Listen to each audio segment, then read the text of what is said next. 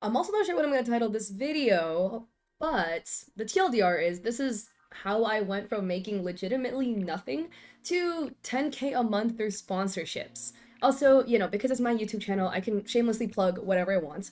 Well, follow my coffee and my Twitter because on my coffee, I have free resources for content creators and streamers, and I have this beefy, really juicy ebook coming out about how to get sponsorships. Okay, so when I filmed this video, the sponsorship guide wasn't done yet, but it's already finished, so check it out. It's on my coffee, it's on my Twitter. Follow my Twitter because I update on my Twitter about when I release the resources. So I am on year 2 of full-time content creating. Let me give you a little bit of a background. Back in 2021, I was in school. I was at UC Berkeley and I was a bio major, and I graduated May 2021. So this was all through COVID, things like that. Starting August 2020, so I was still in school, I restarted streaming and I really just balls to the walls went hard with content creation. So starting from January, I was basically doing like full-time streaming and full-time school at the same time.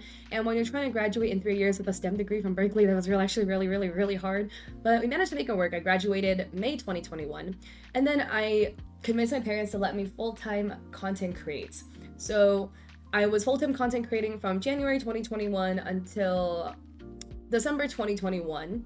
And during that year, I learned a lot, and we didn't make that much money in the beginning. It got better towards the end of 2021, but in the beginning I was making like nothing. And now in 2022, I do have a full-time job now, but I basically just say that I full-time content create and I have a full-time job because I basically work like 80 hours a week. 40 for my full-time job and then at least 40 for myself per week. So I don't ever have any time off because I'm always working. But that's just some context as to what we're up to. Here's how I went from making nothing in sponsorships to get in that bag, okay? So first and foremost, know your worth. Last year in 2021, I was at like 200,000 followers on TikTok, charging like $200 per video.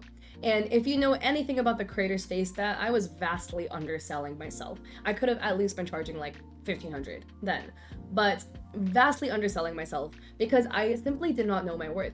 Now at 430,000 followers or 440,000 followers now, I charge minimum 1,500 for a TikTok video. That is the baseline bare minimum just posting a video. So obviously you'll make more money when you charge more. And a lot of people always ask me, oh, but like, how should I figure out how to price myself, how to figure out my rates? There's some resources out there to help you figure out how to price yourself. I will have another YouTube video out on this, but Beacons basically made a tool that you can go find on their website. You input your following count and they'll tell you how much you should charge for a video. I know they say that's how much you should charge. I think that is the baseline. Please do not go lower than that, but that is the baseline. You can definitely make way more than what the Beacons app thingy tells you. Secondly, how do you get more sponsorships? I started putting my business email everywhere. So it is in my TikTok bio, it's in my Twitter bio, it's in my Instagram bio. It is literally everywhere. And that's how you start getting more sponsorships. So many people don't get sponsorship opportunities because companies are interested in partnering up with you, but they literally have no way to contact you.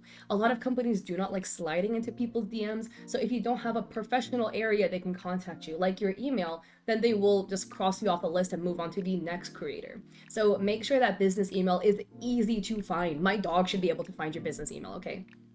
3, the biggest thing, this is like the biggest tip that I'll give you in where I started seeing a massive jump in my earnings, is upselling these companies. So for the longest time, I was just doing one-off deals where they would be like, oh, I want a TikTok video. And I'm like, okay, here's my rate for a TikTok video. We negotiate for a little bit and then I'd make the video. I started making more money when I started upselling these companies by doing package deals. So instead of just offering one TikTok video, I'll tell the company, oh, if you want one TikTok video, here's my rate for one TikTok video.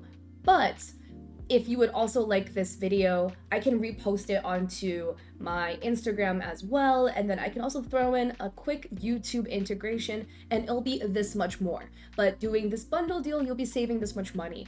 Upselling is really OP, guys, I'm telling you. Or even offering long-term partnerships, so being like, oh, one video would be, for me, my rate is like 1,500. So it's like, oh, if you want one TikTok video, the rate is 1,500. But if you'd like to do 3 TikTok videos with me, then I'll do it for $4,000.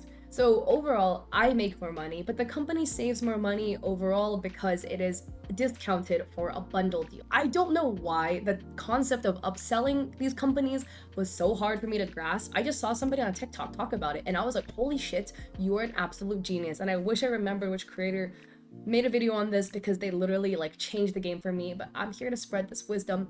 Upsell, bro. Bundle deals, that's the difference. 4, I started spending a lot more time outreaching to companies. I feel like also the way I structured this video, I like answered one question, then you're gonna be like, oh, but like how do I reach out? And I'm like, oh, that's part 4. So I probably could have done a better job with this, but you know, whatever. I started outreaching a lot more to companies. So just sitting on your ass and waiting for these companies to email you, you're gonna get deals. It's just not gonna be a lot. But if you start outreaching to companies yourself, you start reaching out to people, sliding in their DMs, sliding in their emails, you'll start seeing a lot of success. I've gotten a lot of sponsorships just through myself reaching out to those companies. This desk that I'm using currently is from a sponsorship where I reached out to the company and was like, hey man, I really like your desks a lot. My dream desk, please. And we got this deal. To happen. That's how I got my $2,000 desk. Outreaching to companies is really OP. If you don't know where to start, on my Coffee, I have a free master list of sponsors that you can go and reach out to. These are all sponsors that I know to sponsor Twitch streamers or just gamer content creators. There's some more like generic ones out there as well. If you're like a beauty influencer, things like that. I selfishly put things that I'm interested in because those are just sponsors that I've stumbled across. I also added a rating system. So if there's no rating, it's because I had no like experience with this company, but if there is a rating, there is a reason for the rating, and I left it in the notes. So it's all free. Hopefully it helps. And 5, join influencer platforms like Aspire.io or Tribe, which is an app. These are all platforms in which they basically consolidate companies that are interested in having sponsored campaigns and influencers, and they serve as a middleman to go and connect creators with companies. So it is a good amount of work to keep up with these sites, not gonna lie. I just log on like maybe every couple of days to see if there's new campaigns that are posted, but I found a good amount of sponsorships through using these sites, so I really do think it is worth the time and the effort to go and onboard yourself onto these sites. And lastly, number 6 is growing my other platform. I can't say this enough, but please don't put all of your eggs in one basket. It is only going to backfire in the long run. Also, I'm so sorry. I feel like I am getting like closer to the camera, which I don't know what's happening here. But a lot of times, like I go back to the point about doing a bundle deal, if you have a large platform on other social media platforms as well, if you have a large following, that is, a company would be very interested in taking this bundle deal so that they can reach a wider audience. So that entails building a presence on other social media platforms. So don't put all your eggs in one basket. Again, using myself as an example, TikTok is by far my largest platform, about like 400,000 over, but I also have an Instagram that I grew to 14K. A lot of companies want to go and sponsor me for Instagram Reels, which I thought was insane because I was like, oh, it's not that big compared to my TikTok. Like, why don't you want to use my TikTok instead? Some companies simply just want to sponsor for Reels. Some companies only want TikTok. Other companies only want Instagram posts. Other companies only want YouTube videos. You have all of these options available, then these companies have more things to choose from. So you want to go and make it as accessible as possible. Let's think of it as a restaurant, right? If you're a restaurant, you can receive a certain audience, a certain customer base. However, if you're more accessible as a restaurant, if you offer vegetarian options, vegan options, gluten-free options, well, all of a sudden you can receive more customers and your customer base widens because you're catering to more people's needs. Well, same thing with your social media. If you have more social media platforms, you now cater to more of the interests of different companies. So that's the biggest thing, like growing my Instagram from like 500 followers, which at around 500, you can get sponsorships, but it's very unlikely you'll get a paid one because your account is a little bit small. You can get gifting campaigns though. I'm telling you right now, you can get gifting campaigns. So don't let that discourage you.